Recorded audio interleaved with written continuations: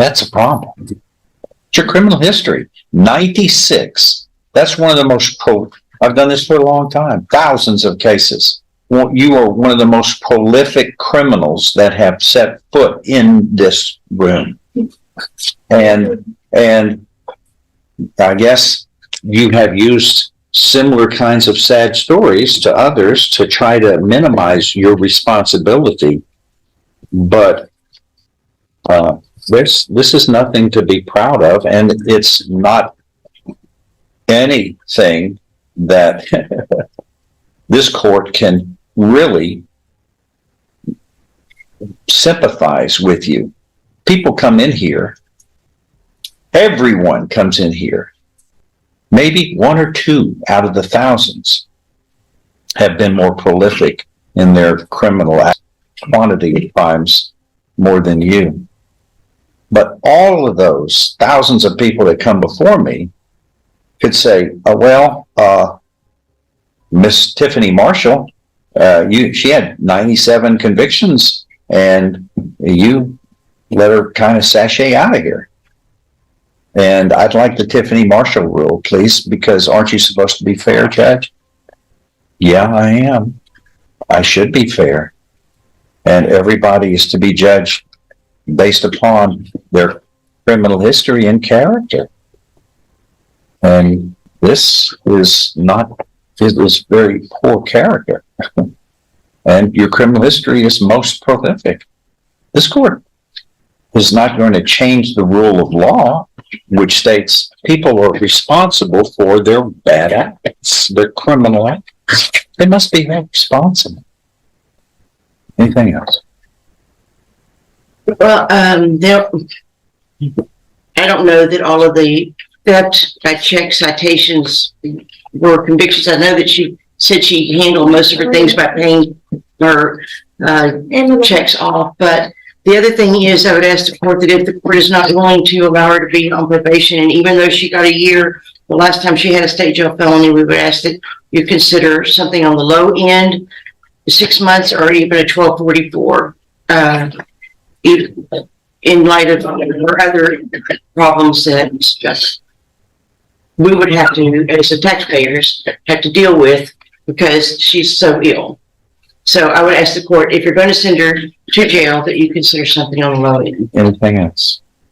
If not, on that argument, truly, then people who are seriously ill have carte blanche to do pretty much anything they want, and everyone has some form of situation health-wise that they're dealing with. Even the most healthy people are not perfect. I so find you guilty. I am following this agreement. You are hereby sentenced to confinement in the state jail for a term of 15 months. You will be given credit for all time that you have served in accordance with this. Your lifestyle, see, Ms. Marshall, you have a lifestyle that you feel shocked that committing crimes should hold you accountable. You have 96 infractions of law, 96, and you are committing these crimes with special tools for getting away with attempting to commit your theft. You have specially made tools that are used in the commission of your crime. You can't, a judge cannot be lenient with you.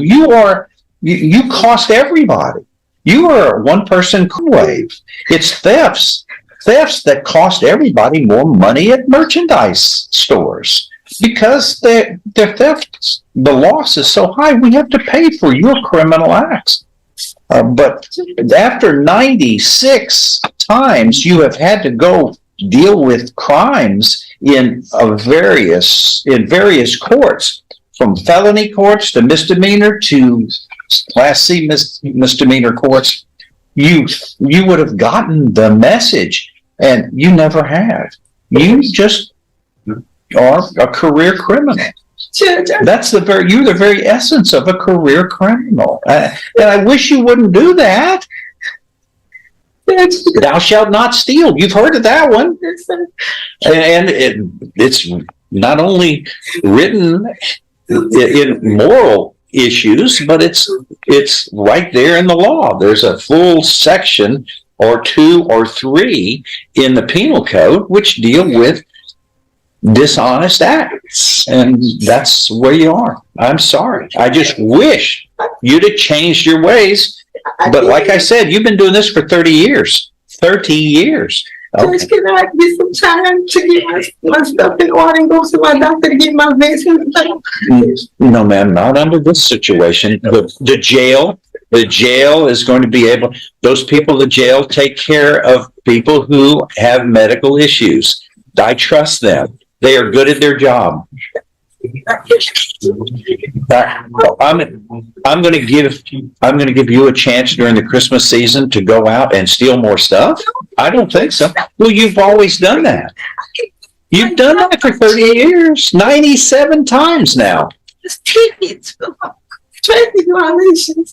So please, I got my grandkids. Ma'am, my God, ma'am. You didn't think of all of that when you made a choice to steal? You didn't. Right here, the emotional pressure reaches its peak. The defendant is pleading from a place of desperation, but the judge remains focused on one thing: consequences after repeated chances. In court, emotion may explain behavior, but it rarely erases accountability. The real question is, what would you do in this situation? To lose? And the people who rely on you or respect you or look up to you? I've got children. I've got grandchildren. They help me make the right choices, and it's not all that hard to think about them first. And you don't. You just thought about stealing for your needs. I'm sorry. I don't mean to. I hate being the Grinch here, but this is all about law and order, and this is 97th time. 97th time, my gosh. It's like all them times it's like tickets and Ma'am, they were all crimes that you were found guilty of. They were all crimes. All of them were crimes. That is all. And make sure that you inform the jail about your health needs so that they can get the proper. A staggering record, a judge pushed to his limit, and a sentence designed to send a message. This wasn't just about one theft. It was about decades of repeated decisions. What do you think? Accountability, mercy, or something in between?